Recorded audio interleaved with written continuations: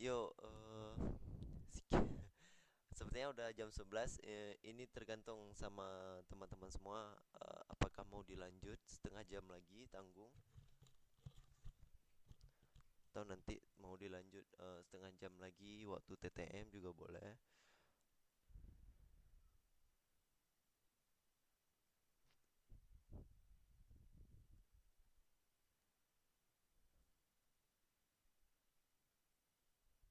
Lanjut tanggung sikit lagi gitu, setengah jam lagi.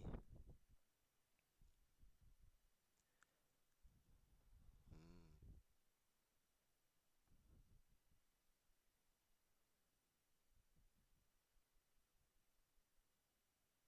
sambil ngantuk boleh kan? Alright. Oke, berarti saya nih ceramah sendiri nih ceritanya nih. Right. Well. So, based on the topics just now, jadi tadi kan ada beberapa benda nih yang sudah saya kasih, misalnya measuring cup nih ya. Enggak, bukan beberapa benda, tapi cuman dua benda saja. Cup dan measuring cup. Tahu kalian measuring cup itu apa?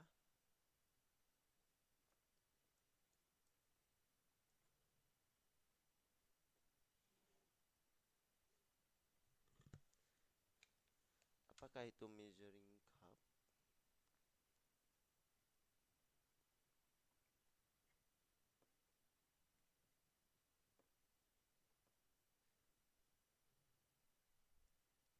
Ukuran. Gelas ukur itu dia yang benarnya. Measuring itu ukuran benar atau takaran benar, tapi ada cupnya. Jadi gelas ukur ya. Jadi kan misalnya di rumah sakit itu ada kan biasanya gelas, kemudian ada tulisan angka-angkanya di bawahnya tuh di kacanya. Nah, itu gelas ukur. Ya, Mbak Nunu pasti sering lihat, makanya tahu. Right, so basically like that ya. Di library di apa? Di laboratorium, di rumah sakit itu ada measuring cup. Nah, di sini saya sudah kasih apa-apa kata-kata kuncinya: a coffee cup, hold, bla bla bla.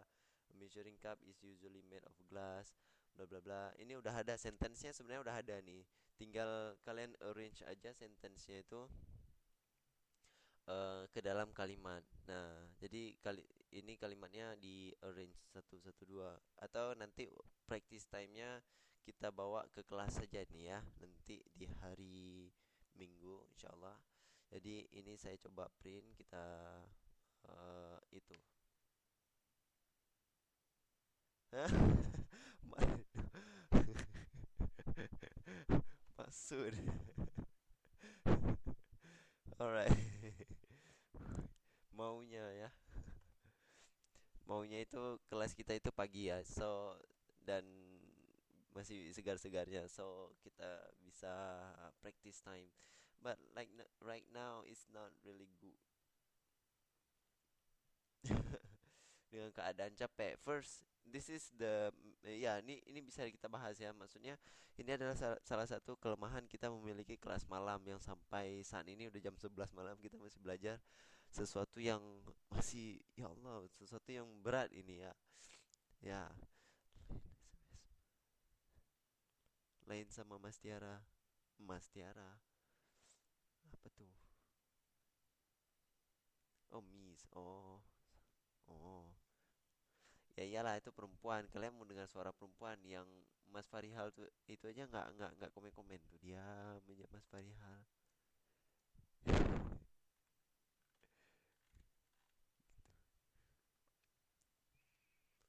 Karena aku benar cowok gitu, makanya semangat 45.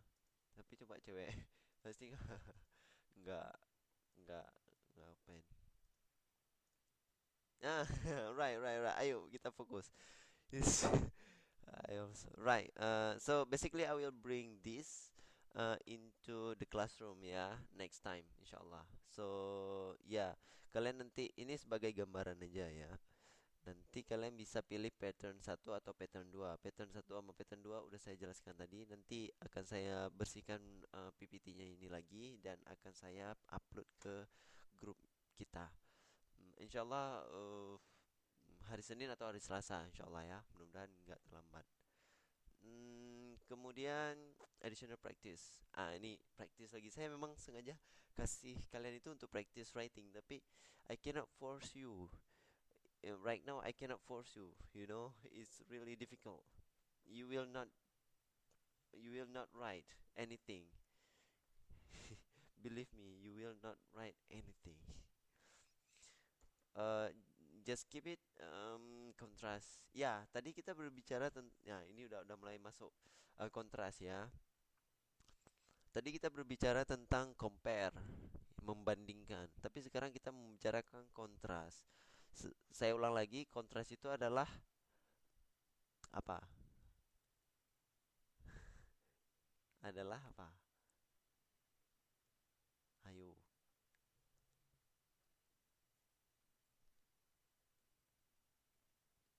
Kontras itu adalah tulisan yang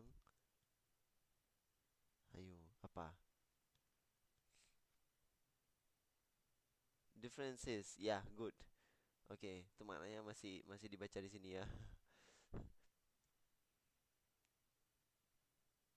Ya, adalah kita memberikan gambaran tentang hal-hal yang berbeda, tentang dua hal yang kita bandingkan ya. Di sini ditulis a paragraph of contrast follows exactly the same pattern as a paragraph of comparison. Ya, either pattern one or pattern two will work to show differences. Nah, tadi kan ada pattern satu sama pattern 2. Nanti kita review sedikit di kelas. Pattern satu gimana, pattern 2 gimana. Oke. Jadi bisa kita gunakan pattern itu untuk menunjukkan uh, kontras ya. So, ini tentang two messengers, masih tentang two messengers yang tadi, cuman dia sudah masuk ke kontras ya, bukan compare lagi, sudah masuk ke dalam kontras. Dan ini mulai complicated sedikit. Saya maunya kalian baca, tapi sepertinya mau dibaca atau gimana? Mau dibaca? Sepertinya nggak sanggup. Boleh lah. Oke, oke, go ahead. Baca. Oke, oke, ayo kita baca.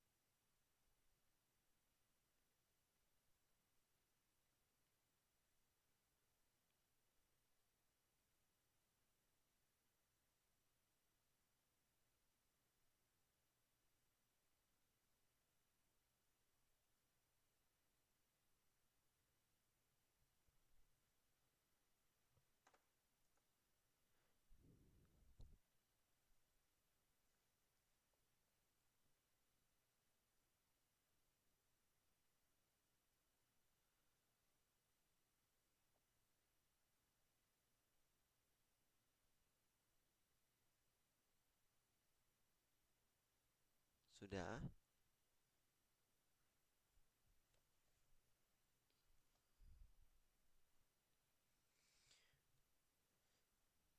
Oke, sudah. Berasa lebih kompleks tidak dari paragraf sebelumnya, dari teks sebelumnya? Ya, lebih kompleks ya, lebih banyak detail dan lebih banyak ceritanya gitu. Di situ mencoba membandingkan ya, nampak nggak membandingkan si Apollo sama si African Mars? Nampak sekali tidak? Oke, good. Ya, banyak bahkan ya, seperti Mbak Mary bilang benar, banyak bahkan.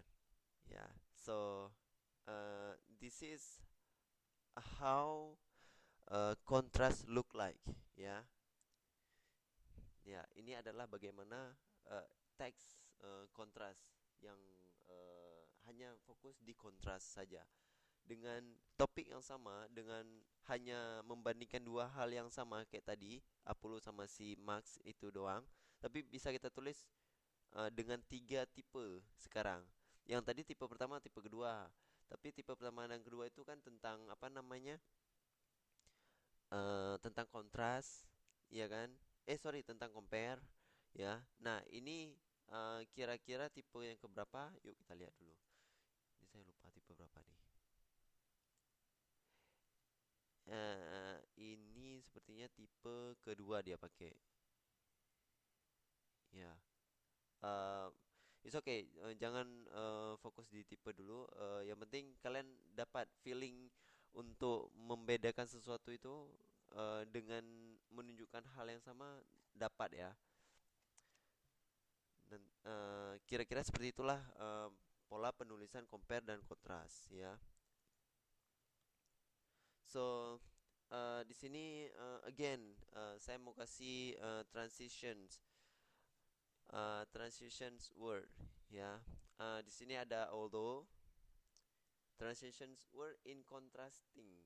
Jadi fokus untuk membandingkan dua hal yang yang berbeda-berbedanya ya gitu ya. Seperti although, kemudian tahu although apa artinya?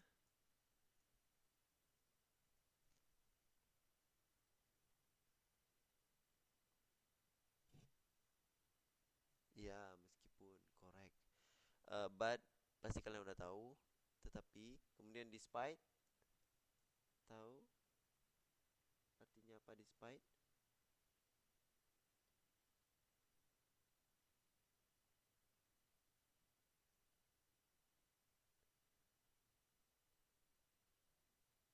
Mungkin meskipun, hmm, bisa jadi meskipun ya. Tapi di sini lebih bisa diartikan karena